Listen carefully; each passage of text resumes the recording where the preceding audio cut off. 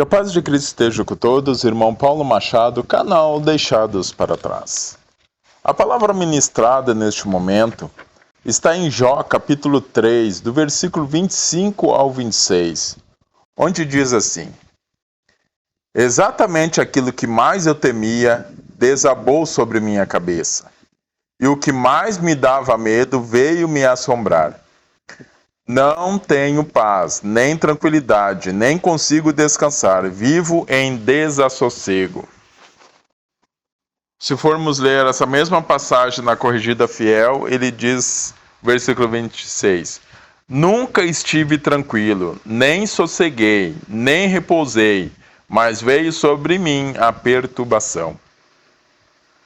Jó se preocupava pelos seus filhos, enquanto seus filhos não se preocupavam nem por eles, nem por Jó.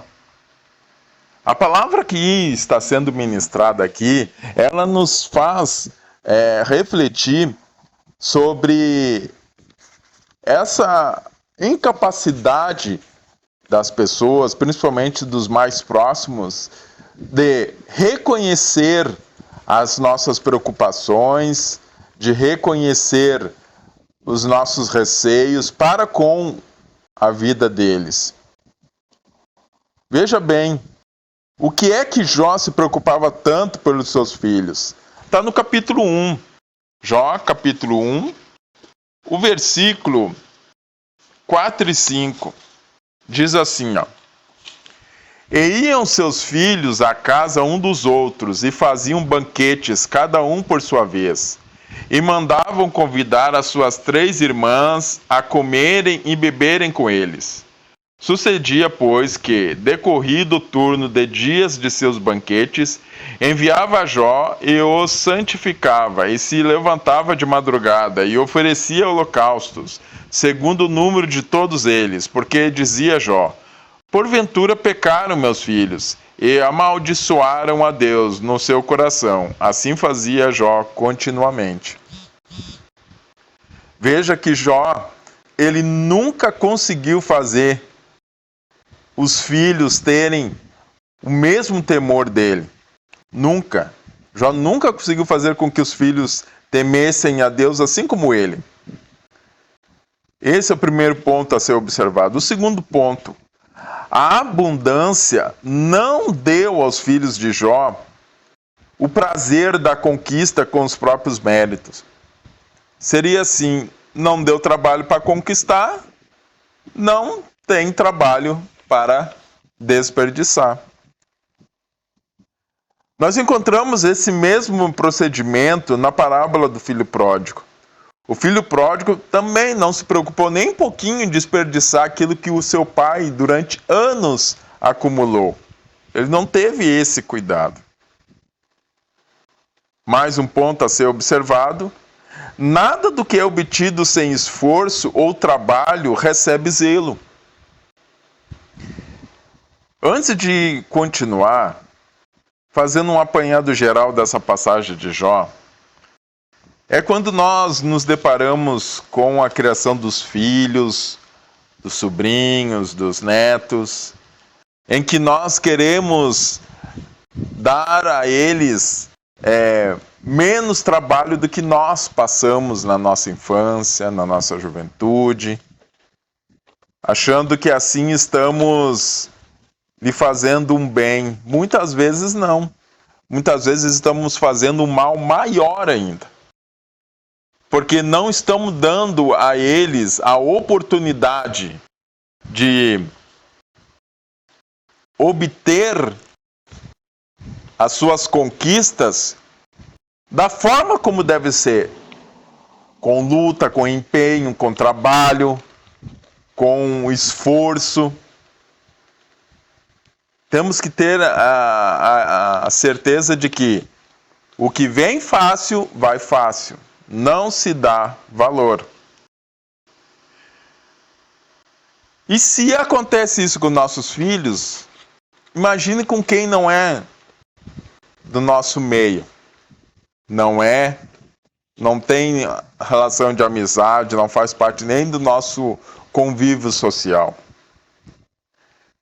Eu me deparei uma vez com um vídeo, ele está aí na internet, ele continua aí, de um áudio de um pastor de uma dessas igrejas gigantesca aí, que inclusive tem até rede de TV.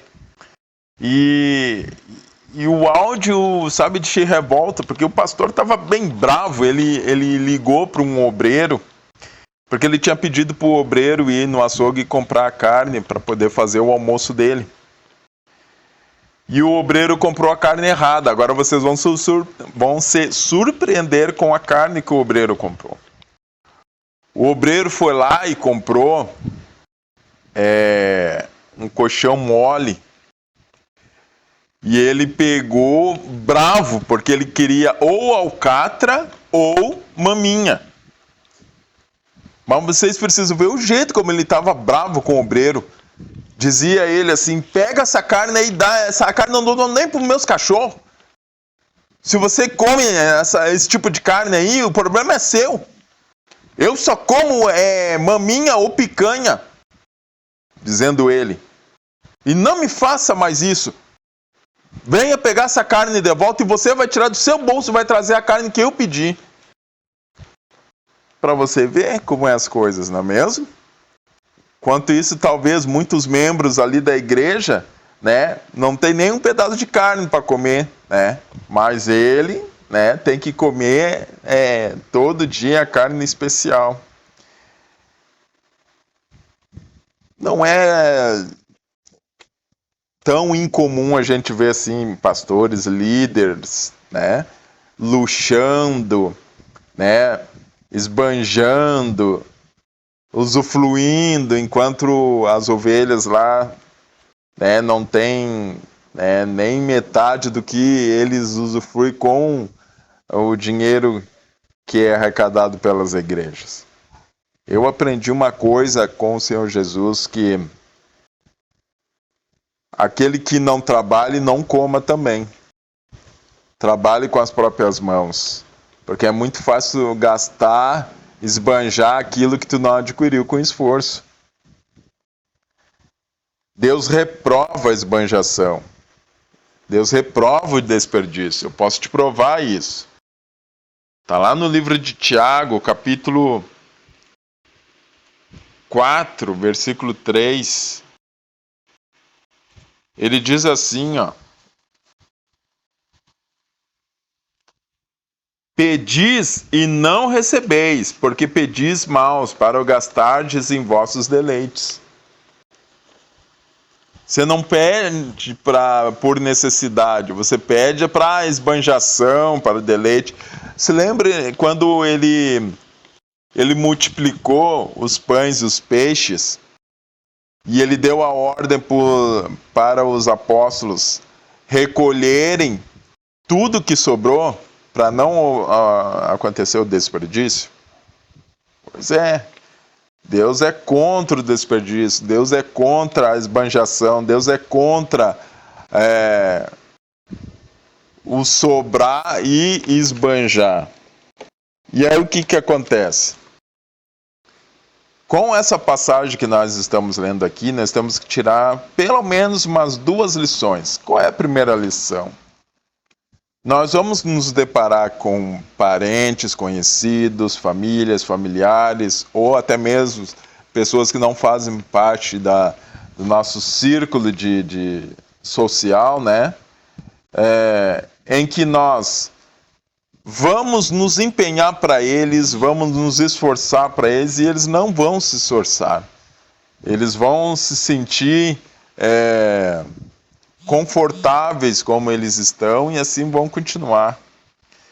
E o segundo aprendizado que nós vamos tirar é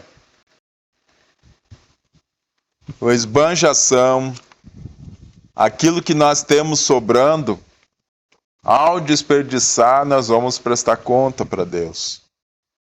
Então, para fazer um apanhado geral aqui, Jó, ele sofreu muito pelos filhos, ele se empenhava pelos filhos e os filhos não reconheceram isso. E é muito fácil nós vermos isso na nossa família, nos nossos familiares, não reconhecendo nossos esforços. E segundo,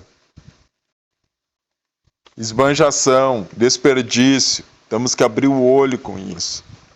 Nós podemos estar indo tudo bem, mas quando nós começamos a querer gastar em deleite, esbanjar, Deus não está nesse negócio, Ele não aprova isso.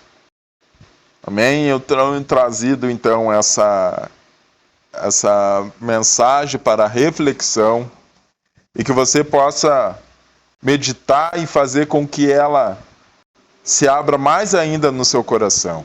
Amém? Que Deus abençoe a todos, em nome de Jesus.